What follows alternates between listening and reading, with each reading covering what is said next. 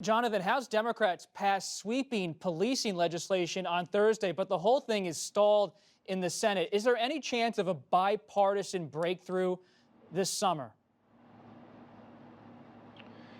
There doesn't seem to be this moment one. I'll defer to Kasie and those who cover the Hill who have a better read on this, but there does seem to be some momentum from the Republicans. We know, of course, that something passed the Senate, but there seems to be a bit of a gap to bridge here. What's interesting is how much the president wants to perhaps put his thumb on the scale. We know that he signed an executive order, of course, on some police reform that was, his campaign was very pleased with. They thought they sort of managed to have it both ways. They sent a signal that he, of course, cared about the issue, but yet it didn't go too far. He didn't want to alienate law enforcement, police unions, and so on, whose support he's banking on this fall. And of course, he's continuing with the rhetoric of law and order.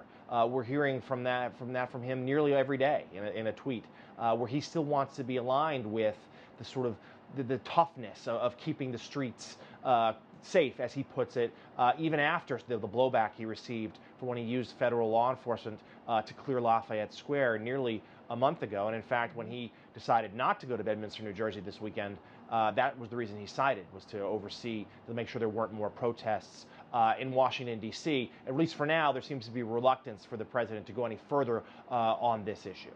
Dan, you've been studying the polls, and the Post did a poll of black voters nationwide. There's such momentum for action in Washington. What does the lack of action tell you about this political moment? Well, Bob, we're certainly in a moment in which there is ferment and change in the racial politics of this country.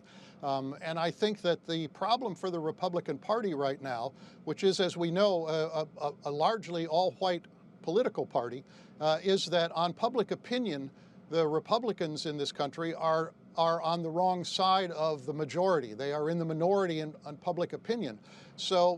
And at the same time, white Democrats have moved sharply on many of these racial issues, and now their attitudes are much more similar to black Democrats than they were 4 or 5 years ago. So this puts pressure on Democrats not to compromise, because they have to think about their own base and their own coalition.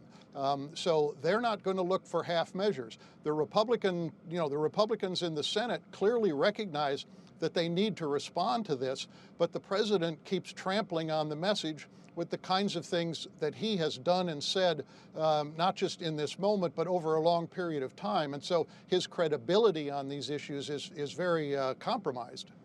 Abby, I spoke to Speaker Pelosi this week, did an interview with her, and she said she's not moving on her position. She's sticking with the House position, a federal ban on chokeholds, a national database on police misconduct.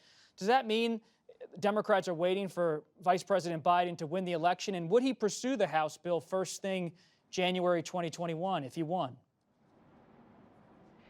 I think you probably could expect Joe Biden to pursue something very close to the House bill, if not the House bill, if he were to win. And it actually, for that reason, probably disincentivizes many House Democrats to try to move forward with some kind of compromise. But I do wonder if there are individuals outside of sort of Nancy Pelosi in the rank and file of the Democratic Party in the House, in the rank and file of the Republican Party in the House, and in the Senate, who might be able to come to some kind of compromise. But the question is, will leadership allow them to move it? Nancy Pelosi doesn't have any incentive to take half measures for all the reasons we've discussed.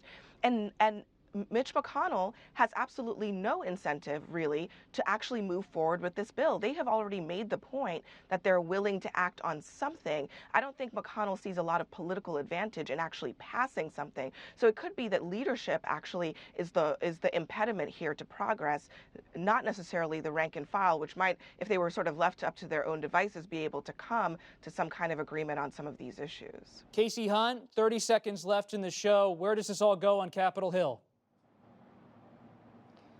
Bob, I actually do think that there is some impetus to try and get this done, as Abby was saying, but I think the challenge is, at the end of the day, they have to come up with a bill that President Trump would sign.